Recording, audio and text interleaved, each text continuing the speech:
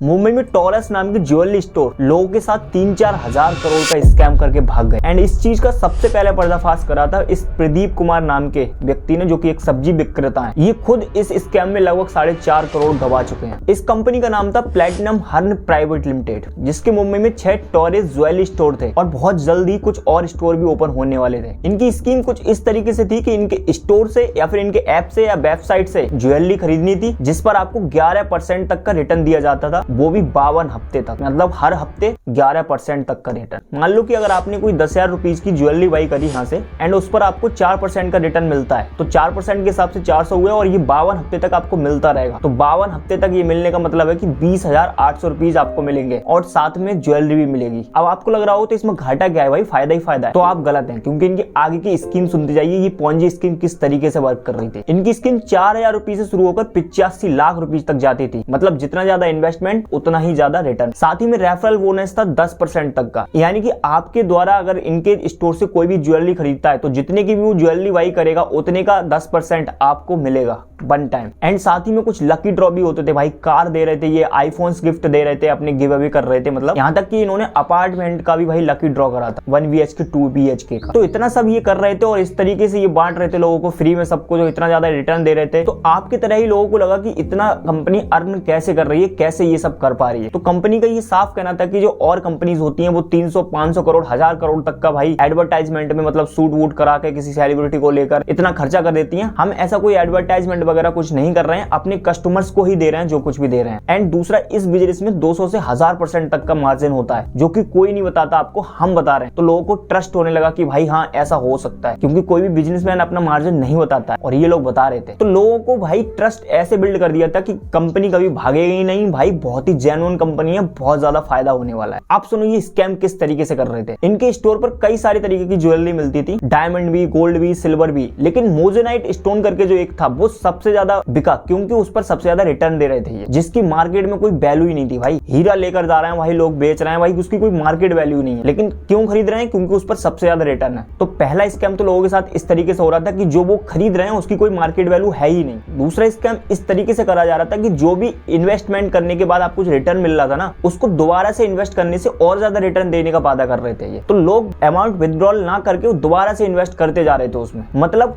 उन्होंने ऐसे फांस रखा था कि जो पैसा आपने लगा दिया उसको निकालो मत, लगाते ही रहो, यहाँ पर आपको और ज्यादा मुनाफा होता रहेगा। एंड तीसरे नंबर पर 85 लाख तक का भाई इन्वेस्टमेंट था इनके यहाँ पर। मतलब जितने ज्यादा की आप परचेसिंग करोगे उतना ही ज्यादा आपको रिटर्न मिलेगा हर हफ्ते। इस वजह से लोग भाई करोड़ों रुपए लगा दिए यहाँ पर, लोगों ने लोन लेकर लगा दिए, कैसे भी भाई लगाए जा रहे हैं लोग। एंड हमेशा की तरह इस कंपनी के साथ भी हुआ, जब तक रुपए देती रही लोग भाई खुश रहे, लेकिन जब इन्होंने 30 दिसंबर 2024 से रुपए देना बंद कर दिया, सब कुछ विड्रॉल वगैरह बंद कर दिए, तो लोगों को लगने लगा कि ये फ्रॉड कर रही है कंपनी, ये है वो है। क्योंकि लोग पहले अवेयर नहीं होते हैं ना, पहले भाई ये लोग देने के लिए आते हैं ताकि आपसे ट्रस्ट बिल्ड कर पाए। मैं हमेशा बोलता हूँ अपनी किसी भी स्कैम वाली वीडियो में, ये ट्रस्ट बिल्ड करते हैं पहले, तो इन्होंने भी ट्रस्ट बिल्ड करा और लोगों को उस टाइम तक ही पता ही नहीं चलता। पहले कोई तहकीकात करता ही नहीं है, कोई इन्वेस्टिगेशन नहीं करता, कोई इतनी जांच पड़ताल नहीं करता, रुपए मिल रहे हैं लेते जाओ भाई। पहले ही अगर कर लिया होता ये सब कुछ तो शायद इतना सब कुछ नहीं होता जो अब लोगों के साथ हो रहा है। तो 30 दिसंबर 2024 से इन्होंने बिल्कुल विड्रॉल बंद कर दिए। और सबसे पहले ये प्रदीप कुमार नाम के व्यक्ति ने, जो कि एक सब्जी विक्रेता है, जिन्होंने 4.5 करोड़ रुपए इसमें लगा रखे थे भाई, पता नहीं लोन लेकर कैसे क्या लगाए, वो एक अलग मुद्दा है। उन्होंने FIR दर्ज कर दी, जो कि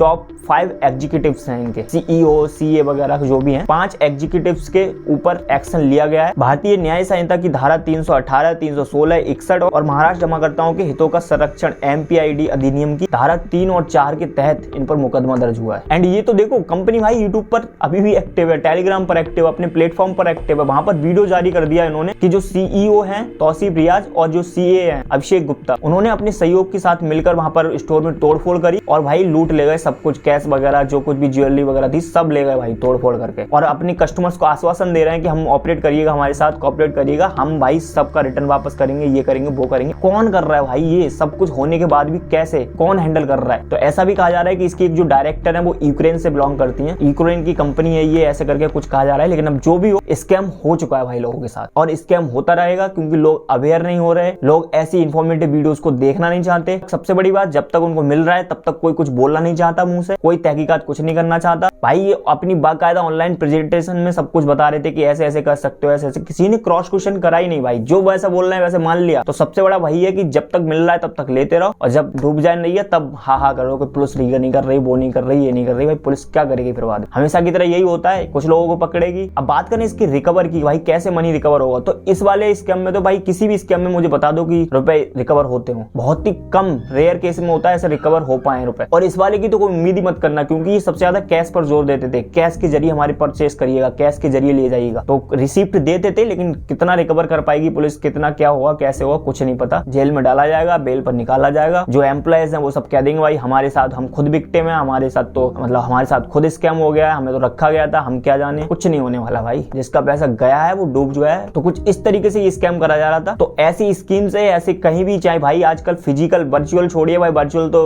ऑनलाइन स्कैम चल ही रहे हैं, लेकिन आजकल अब फिजिकली भी स्कैम चले जा रहे हैं। लोगों को ट्रस्ट बनाकर लोग कंपनी जाकर भाई भारत में कुछ भी कर जा रही हैं, पता ही नहीं चलता लोगों को। तो आप लोगों को कोई और जानकारी हो या फिर किसी स्कैम के बारे में जानकारी हो, मुझे कमेंट सेक्शन में बताइएगा। आप लोगों का इस स्कैम के बारे में क्या कहना है, कमेंट सेक्शन में बताइएगा, अपनी राय जरूर दीजिएगा। हम मिलते हैं नई वीडियो में आपको अवेयर करते हुए, तब तक के लिए बाय बाय।